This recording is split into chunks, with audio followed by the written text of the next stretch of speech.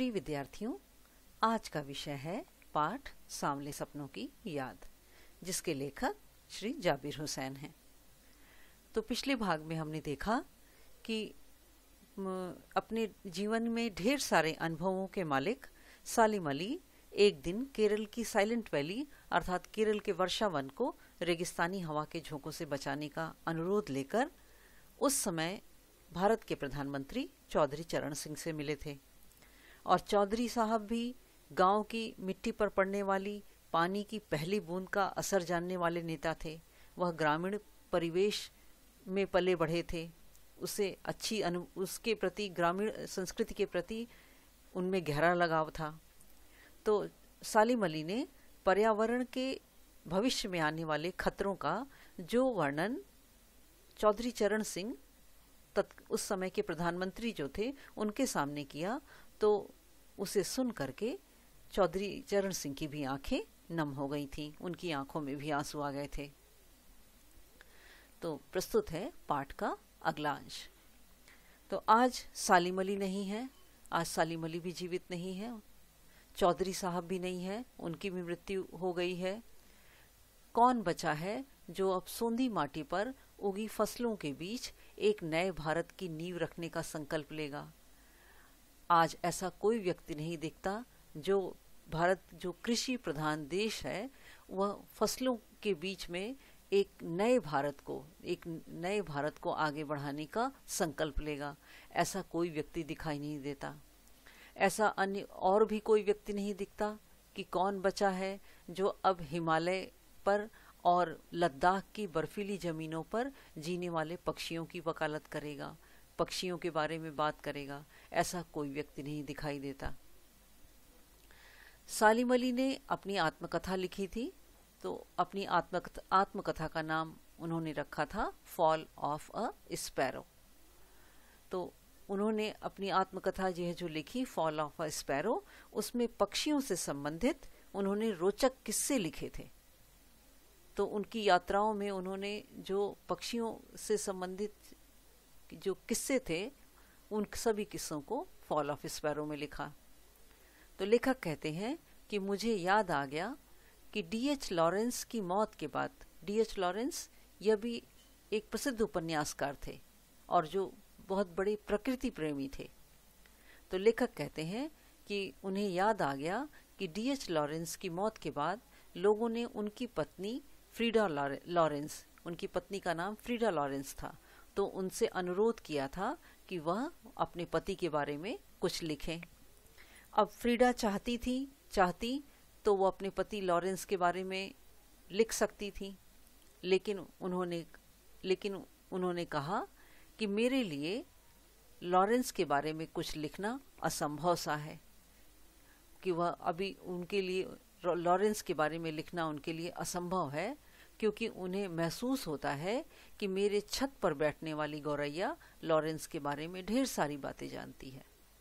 तो Frida Lawrence के कहने का तात्पर्य यह था कि लॉरेंस जो है वह प्रकृति प्रेमी थे, उन्हें प्रकृति से बहुत गहरा लगाव था और वे अपना अधिकतर समय प्रकृति के निकट रहते हुए ही बिताते थे।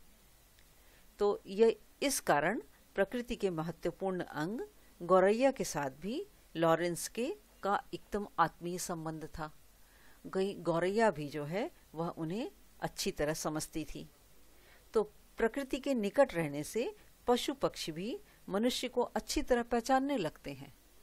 तो इसीलिए फ्रीडा ने कहा कि उन्हें महसूस होता है कि छत पर बैठने वाली गौरैया भी लॉरेंस के बारे में ढेर सारी बातें जानती है। तो फ्रीडा ने कहा कि मुझसे भी ज्यादा जानती है। तो वो सचमुच इतना खुला और सादा दिल आदमी था कि लॉरेंस एकदम खुले स्वभाव के थे, एकदम सादगी से रहने वाले व्यक्ति थे। तो सादा दिल आदमी था कि मुमकिन है कि लॉरेंस मेरी रगों में अर्थात नसों में और हड्डियों में समाया हो।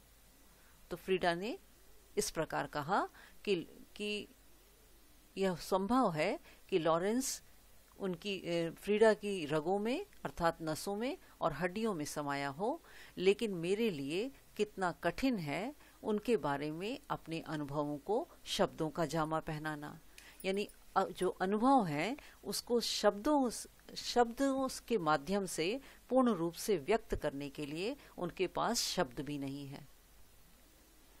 तो फ्रीडा ने कहा कि लॉरेंस के बारे में जो उनके अनुभव हैं उनको पूर्ण रूप से व्यक्त करने के लिए उनके पास शब्द भी नहीं है।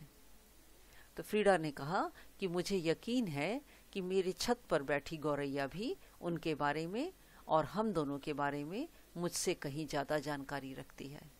अब फ्रीडा ने यह सब इसलिए कहा क्योंकि लॉरेंस जो है वो बहुत बड़ी प्रकृति प्रेमी थे। जटिल प्राणियों के लिए सालिम अली हमेशा एक पहेली बनी रहेंगे। तो जो जटिल स्वभाव के लोग हैं, जो उलझे हुए स्वभाव के लोग हैं, उनके लिए सालिम अली हमेशा एक पहेली ही बने रहेंगे।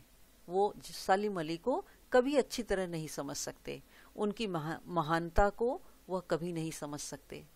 तो जो जटिल स्वभाव के लोग हैं, उलझे हुए स्वभाव के लोग हैं, वह सालिम अली को कभी भी अच्छी तरह नहीं समझ सकते हैं। तो बचपन के दिनों में जब एक बार सालिम अली अपनी एयरगन से खेल रहे थे तो उनकी एयरगन से निकली हुई गोली से नीले कंठ की एक गौरैया घायल होकर गिर गई और उस घायल गौरैया को तड़पता हुआ देख करके उनकी जीवन की दिशा ही बदल गई, उनकी सोच बदल गई और वह घटना सारी जिंदगी उन्हें खोज के एक नए नए रास्तों की तरफ ले जाती रही। वह पक्षियों की खोज में नए नए रास्तों की तरफ जाते रहे, वन वन घूमते रहे। तो उनके बचपन की एक घटना ने उन्हें पक्षी प्रेमी बना दिया और वह पक्षियों की खोज में अपना जीवन समर्पित कर दिए। जिंदगी की ऊंचाइयों में उनका विश्वास एक क्षण के लिए भी नहीं डिगा, यानी एक क्षण के लिए भी उनका विश्वास नहीं हटने पाया और वो लॉरेंस की तरह नैसर्गिक जिंदगी का प्रतिरूप बन गए थे। नैसर्गिक जिंदगी यानी प्रकृति के प्रति समर्पित हो गए थे। जैसे लॉरेंस प्रकृति प्रेमी थे, उन्होंने अपना जीवन प्रकृति को समर्पित किया, उसी तरह से सालिम अली भी प्राकृतिक जीवन का ही प्रतिरूप बन गए थे। उनका जीवन भी पूर्ण रूप से प्रकृति को और पक्षियों को समर्पित था। सालिम अली प्रकृति की दुनिया में एक टापू बनने के बजाय अथाह सागर बनकर उभरे थे। तो सालिम अली की प्रकृति की दुनिया एक टापू के समान छोटी नहीं थी। टापू क्या होता है? टापू अर्थात एक छोटा टुकड़ा जिसके चारों तरफ पानी ही पानी हो, और सागर क्या है कि जिसमें दूर दूर तक पानी दिखाई दे। तो सालिम अली तो कहने का तात्पर्य यह है कि सालिम अली का जीवन कोई सीमित क्षेत्र तक सीमित नहीं था, एक छोटे क्षेत्र तक सीमित नहीं था, बल्कि वह पक्षियों की खोज में बहुत दूर दूर तक निकल जाते थे। उन्होंने सीमित क्षेत्र या किसी छोटे सीमित स्थान पर रहकर पक्षियों के लिए कार्य नहीं किया, बल्कि पक्षियों के लिए वह पूरे संसार में घूमते रहे। तो इसीलिए कहा जाता है कि प्रकृति की दुनिया में वो एक टापू बनकर के अर्थात एक छोटे रूप में नहीं उभरे थे, बल्कि वह एक विशाल समुद्र की भांति थे। तो सालिम अली प्रकृति की दुनिया में एक छोटे टापू बनने के बजाय एक बड़े समुद्र की भांति बनकर उभरे थे। जो लोग उनके भ्रमणशील स्वभाव की, उनका स्वभाव घूमने वाला है, तो जो लोग उनके घूमने वाले स्वभाव और उनकी यायावरी अर्थात घुमक्कड़ी घूमना, इस स्वभाव से परिचित हैं, उन्हें अब भी यह महसूस होता है कि सालिम अली की मृत्यु नहीं हुई है, बल्कि वह जीवित हैं और आज भी पक्षियों की सुराग मतलब खोज में निकल गए हैं और बस अभी कुछ ही देर में अपने गले में लंबी दूरबीन लटकाए हुए अपने खोजपूर्ण नतीजों के साथ लौट आएंगे। तो जो लोग उनके निकट थे, जो उनसे स्नेह करते थे, उन्हें आज भी यही लगता था कि सालिम अली उनकी मृत्यु नहीं हुई है, बल्कि वह जीवित हैं और अभी वह पक्षियों की खोज में निकले हैं और कुछ ही क्षणों में बस गले में लंबी दूरबीन लटकाए जो भी उन्होंने नतीजा प्राप्त किया है उस खोजपूर्ण नतीजों के साथ लौट आएंगे। तो जब तक वो लौटते नहीं हैं तब तक क्या उन्हें गया हुआ मान लिया जाए? लेखक या क्या ऐसे प्रश्न करते हैं कि जब तक वो लौटते नहीं हैं तो क्या उन्हें गया हुआ मान लिया जाए, उन्हें इस दुनिया से दूर गया हुआ मान लिया जाए। तो लेखक को जो है अब भी यह एहसास नहीं होता कि सालिम अली की मृत्यु हो चुकी है। लेखक कहते हैं कि मेरी आंखें नम हैं, सालिम अली तुम लौटोगे ना। तो लेखक जो है सालिम अली के बहुत निकट थे, उनसे बहुत स्नेह था, प्रेम करते थे। तो आज भी उन्हें ऐसा लगता है कि सालिम अली वापस लौट कर आ जाएंगे। तो वह कहते हैं कि मेरी आंखें आज भी नम हैं और वह सोचते हैं कि सालिम अली लौट कर आ जाएंगे। तो यह था पाठ सांवले सपनों की याद। आशा है आपको अच्छी तरह समझ में आ गया होगा। तो आज के लिए इतना ही। धन्यवाद।